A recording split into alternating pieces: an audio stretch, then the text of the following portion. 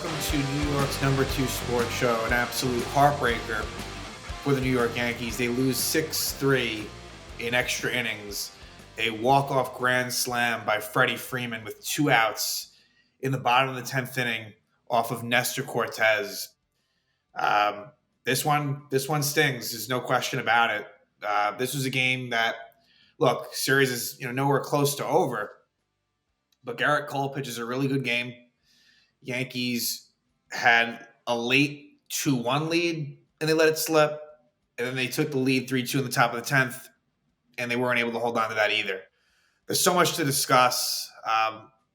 This is a game that, look, a lot of things continued, right, in terms of Giancarlo Stanton does it again. He hits a massive home run. The guy is just an absolute – I don't even know what the right word is, like a stud in the postseason. Probably doesn't even do it justice. It's more than that.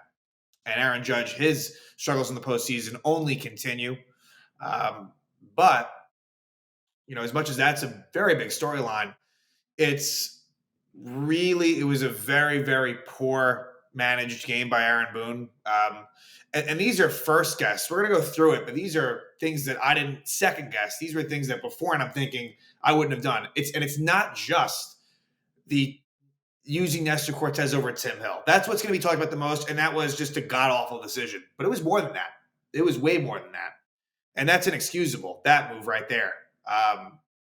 And update, Nestor Cortes did make the roster. Right? Like he hadn't even pitched in about a month, and they bring him into that situation.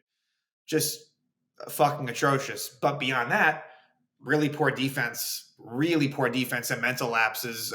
Juan Soto being at the forefront of that.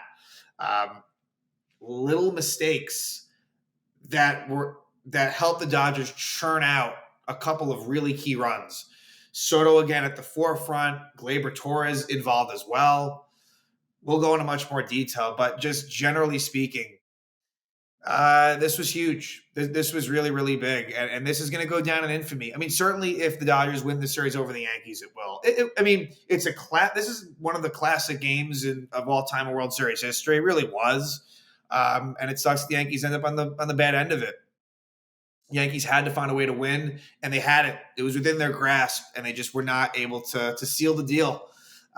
And if you're Aaron Boone, you're going to be like if you're not up all night tonight, you're going to be up all night after the series is over if the Yankees lose, because there was just decisions that were made that were just absolutely brutal, quite frankly. There's just no way around it. So as far as the roster, there was one move that was made, and I almost wish that it wasn't. Nestor Cortes on the roster. Healthy enough to be on the roster. It ends up coming in the biggest situation of the game. Wasn't really hoping for that. And John Birdie is the one that isn't on the roster. And that is a pretty significant loss. It's, Trent Grisham doesn't provide anything with the way that he's used. He's a good defensive center fielder, but he'll never be in that situation unless there was an injury. John Birdie is good coverage in the infield, and more importantly, as a pinch runner. But he has a hip flexor injury that he sustained in Game 4 of the ALCS. And, it makes sense because I noticed he got that game-winning run on the Verdugo groundout in Game 4. But I noticed that he did get up a little bit gingerly. And it does now explain why he didn't – like, Dominguez ended up pinch running in Game 5, not Birdie. Now we know why. And when it first came out, everyone was up in arms, me included, as to why Grisham was on and Birdie wasn't. But my first inclination was he's hurt. And sure enough, he is hurt. So that's why. Still, though, I don't know. I probably at that point would have then just tried to maybe have Duke Ellis, as a pinch runner, because I think there's going to be situations. It almost happened in this game where they don't have enough pinch runners, really. But again, that's a conversation for another day. It may end up becoming important. It doesn't really end up being a major factor here. But let's just go into it. Let's just do it. Let's try. So Garrett Cole on the mound for the Yankees, and he was very, very good. He gave the Yankees everything they could have asked for. It ends up going down to 6 innings, 4 hits, 1 earned run, no walks, and 4 strikeouts. And honestly, that one earned run really could have been not an earned run because it was a triple that Soto just didn't go about the right way. Juan Soto is really, and I've said this, he's a bit of a train wreck out there. I mean, he just is. The guy is a generational, amazing hitter. And there are some parts of his defensive game that are like he has a very strong arm. Like there are certain things that are all right, but he just sometimes tries to make the big play and just needs to keep it simple. He's shaky out there, and it costs them. And the fact is that Cole threw 88 pitches. Cole was taken out of the game too soon. He was. Now, could you argue that, like, because they didn't give up any runs, even he was taken out, so you could then argue that in some ways it was the right thing, but Yankees got lucky. We'll talk about that seventh inning. The Dodgers kind of really gave the Dodgers bailed the Yankees out with a sac bunt.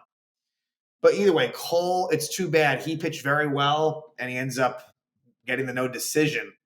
For the Dodgers, Jack Flaherty, he pitched really well, except for one big mistake to Giancarlo Stanton, which we've been talking about that all postseason now. Stanton is making pitchers pay. So Flaherty goes 5 1/3 innings, 5 hits, 2 runs, 1 walk, and 6 strikeouts. But as far as the Dodgers roster, they get some key guys back. They do lose Evan Phillips, who was a pretty core piece to the pen due to health reasons, injury reasons, and Alex Vesia, he's really their top lefty, even more than Anthony Banda. And Vesia was in this game, and then Brusdar Graterol, who had been out for about a month. He comes in too. So they get a couple of key reinforcements. And then as well, Miguel Rojas, who I think we're going to see in game 2. He's on the roster, and I think he took the spot of Kevin Kiermaier. But the Dodger lineup was pretty whole, and Freddie Freeman, he looked pretty fucking good, unfortunately, for the Yankees. Like, I guess if you're a Dodger fan, this is kind of like a Kirk Gibson moment. I mean, Gibson was a lot, he hit a home run in the World Series off of Dennis Eckersley league against Oakland. I guess that would have been 1988. And, Freeman had a pretty bad, I think it was really bad ankle situation that caused him to miss games in the Mets series. He has not been quite right all playoffs. You wouldn't have known it in this game. I'll tell you that much. That week off, or I guess week off for him, did him wonders. So as far as the Yankee lineup was concerned, stand in that cleanup spot. And you know what? I'll just say it right now. It's never going to happen. I would have him batting third over Judge. Yep, I would. And I wouldn't really be even thinking twice about it. They're pitching around Soto to face Judge. This should be a spot where it'd be Stanton. Again, I don't think it's going to happen. I almost know it's not going to happen. That's what I would do. But anyway, Stanton bats cleanup, and then you have, Chisholm, Rizzo, Volpe, Wells, and Verdugo the rest of the way. And that's where lefties, and we saw it in this game, come in, Banda and Vesia, and kind of cause problems down there against that 5 through 9. But, and we'll discuss it as we move forward, because there actually were a couple of decent performances by some people who really hadn't been so good. I guess I'm really thinking of Chisholm, who ends up really, by the end of this, didn't start out so good, but he ends up having a pretty good game offensively and defensively. But for the Yankees, it starts out where a one-out walk by Soto, and then Judge strikes out. So Judge ends up going 1 for 5 with 3 strikeouts. That's a very, very typical Aaron Judge postseason line. I mean, it couldn't get more typical than that. 1 for 5, because look, this postseason he's 167. In his career, it's about 200. And it's a shit ton of strikeouts. That's what it's been. And it's just, you can't win that way. And the Yankees catch a break on a Tommy Edman error. Now, Tommy Edman at shortstop made a bunch of great defensive plays. Edman, again, carrying over from his great NLCS, was really good tonight for the Dodgers. Stanton hits a ground ball. Edman boots it, and it makes it first and second, 2 out. And then Chisholm grounds out. So, a spot for Jazz to come through, and he doesn't. In the bottom of the first, Cole was hit relatively hard. There is a 2-out triple by Freddie Freeman. Verdugo flat out misplays it and left. It takes a little bit of a funky carom, but the fact that Freeman got to third, that right there was like, okay, this guy is a lot more healthy than I thought. Luckily, though, it doesn't end up in any runs for the Dodgers as Teoscar Hernandez lines out to Anthony Volpe. Um, let's go to, let's see. Judge strikes out again in the third inning. Let's go to the bottom of the fifth. This is where things start picking up. With one out, Kike Hernandez, who is so good in the postseason, and he's been a bit of a Yankee killer. I mean, he wasn't with the Red Sox for that long, but for as long as he was really good against them. He had some really big hits. Hernandez with a triple, and this was a play that should not have been a triple. Juan Soto is like, Soto was never going to catch this, and he goes for it, and it ends up in a triple in what should have been realistically a double. And this happens in the fifth inning, this situation, as well as the eighth inning. And it results in the Dodgers getting a couple of really big sac flies. That's what Will Smith does against Cole right after that. Makes it 1-0 Dodgers. You can't have that in games like this. That's the thing. And it's not as if the Dodgers, they made some defensive mistakes. But the thing with the Dodgers is, like, they are analytically known as like the best base running team in the league, and they have a really good defensive club as well. And the Yankees, they lack in those situations. They're totally on the opposite side of the spectrum, and it cost them. So 1-0 Dodgers. But then in the sixth, they strike right back. Soto leadoff single, and look, that's what Soto does. You know, especially he makes a mistake in the field, he makes up for it with a hit. Then Judge strikes out. I've made it clear. Judge is it's unacceptable what Aaron Judge has been providing in the postseason. And then Giancarlo Stanton does it again. His sixth homer of the postseason, just a moonshot down the left field line. There's no words. Stanton has been just everything you could ask for and more in the playoffs. Just amazing. Makes it 2-1. Then Anthony Banda comes in for Flaherty, the lefty.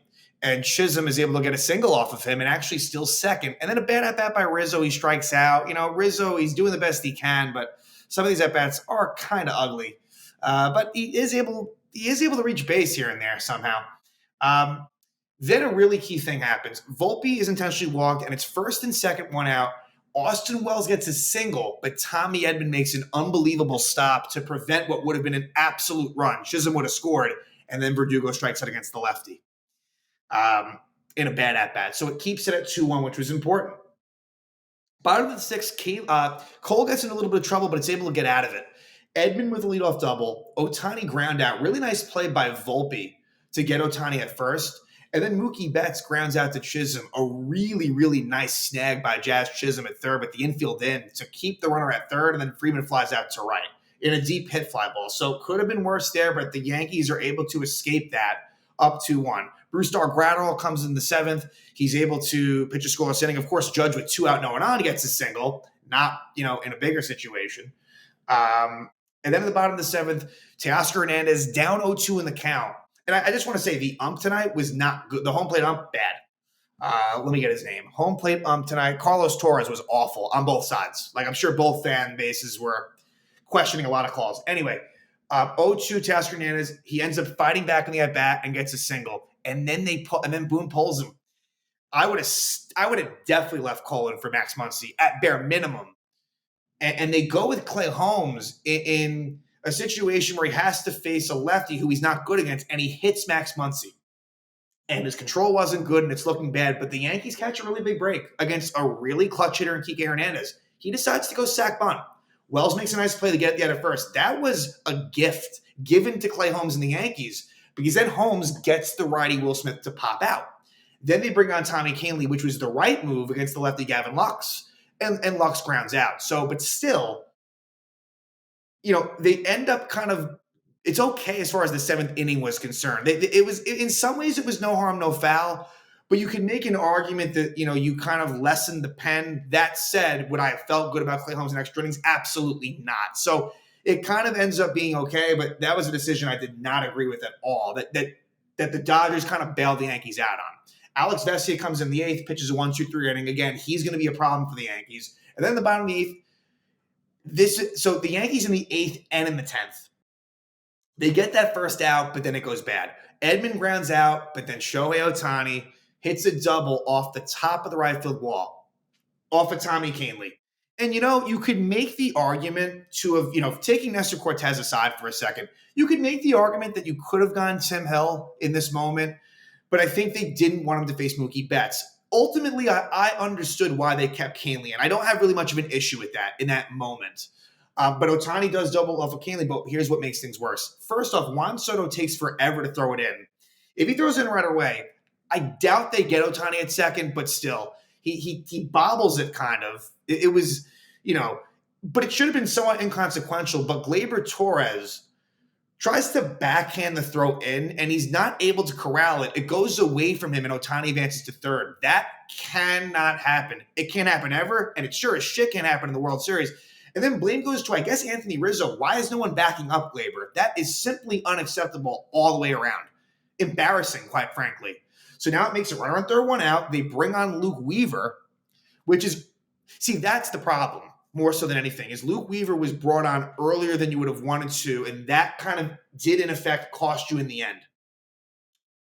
Weaver is unable to strike out Mookie Betts. And Mookie Betts is one of the tougher players to strike out. It's a sac fly for Mookie Betts. So a very similar, but this was worse, situation to a couple innings before where poor Yankee defense and mental lapses, quite frankly, leads to the Dodgers manufacturing runs. And so Weaver is able to get that sac fly. Freeman flies out. Then the ninth inning, Michael Kopech comes on. And with 2 out, Gleyber Torres hits a shot to left, looking to redeem himself. He hits a shot to left field, and there's fan interference. So it's kind of a lot of hoopla, but it was the right call. It was not a home run, and ultimately it probably would have been a double for Gleyber, unless he was admiring it. Maybe the Yankees caught a break by Gleyber going to second, but the fan reached over. Unfortunately, just didn't have enough juice to go over the wall, and so it's a runner on second, and they smartly, Dave Roberts, intentionally walks Juan Soto for Judge. See, that's the thing. It's not embarrassing to be for Soto to be walked in front of Judge if you're Judge, but it is kind of interesting. Like, you are the fucking MVP, and it was 100% the right thing. I was hoping they'd be dumb, but they weren't. And they bring in Blake Treinen. Jason Dominguez pinch runs for Gleyber, and Aaron Judge pops out with plenty of good pitches to hit. He pops out. It's just choking, honestly. And so Oswaldo Cabrera comes in to play second base at this point. And Luke Weaver pitches a 1-2-3 inning. A very nice catch by Verdugo of Kike Hernandez with 2 outs in the ninth. And Verdugo wasn't done with his defense. We'll talk about that very shortly. So we go to the 10th.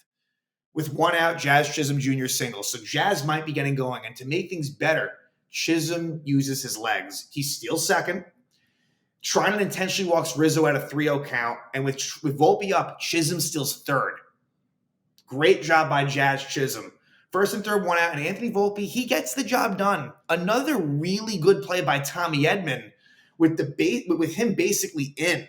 Makes a diving play, and they get the out at second. The run scores. Volpe safe at first. Yankees take a 3-2 lead in the 10th. What I didn't understand was, why did Rizzo stop running? Now, I think he would have been out either way, but that just didn't make any sense to me, really. But again, it's that Yankee base running. So it makes it 3-2. Volpe then still second.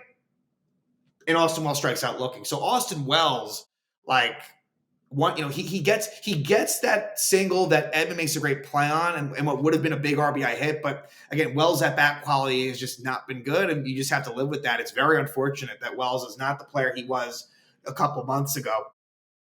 And here's where we go to the bottom of the 10th.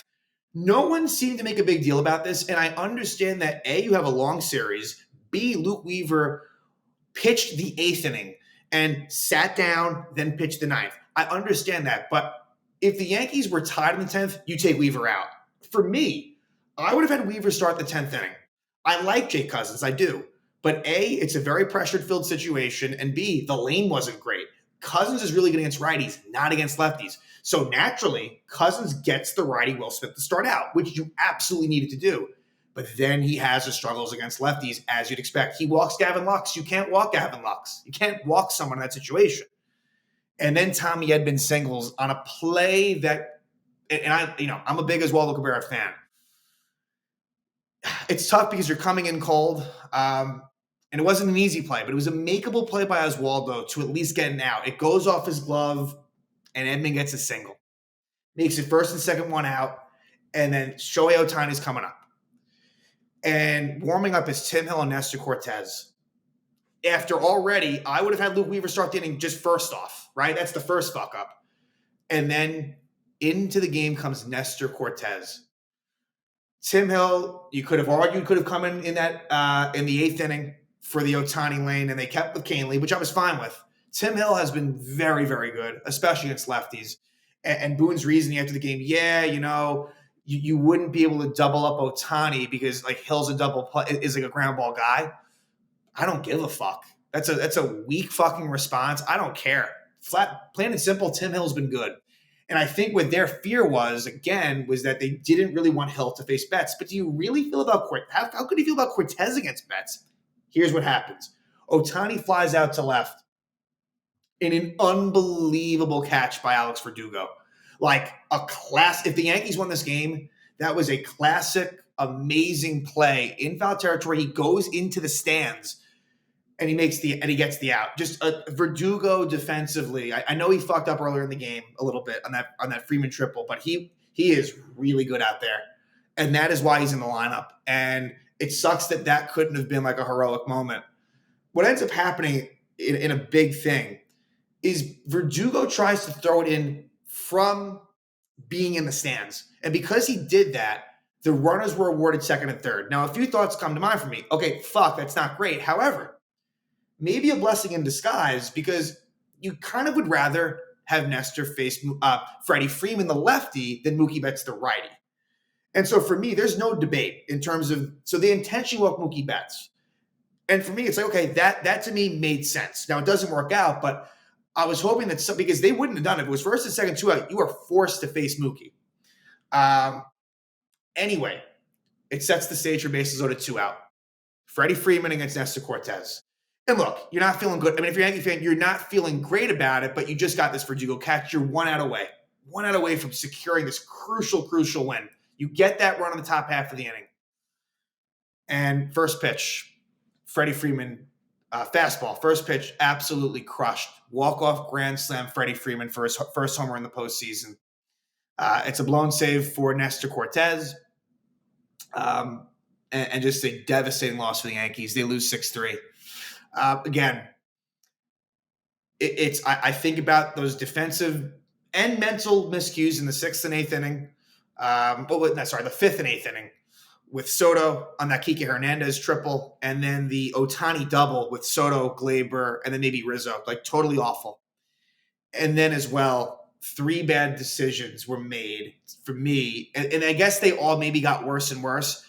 Taking Cole out when they did for Holmes was the wrong move that ended up not totally backfiring, but you could argue that maybe it did down the road. Then the next thing for me was taking Luke Weaver out at 19 pitches in the 10th inning for Jake Cousins. I wouldn't have done that. That fucked him up.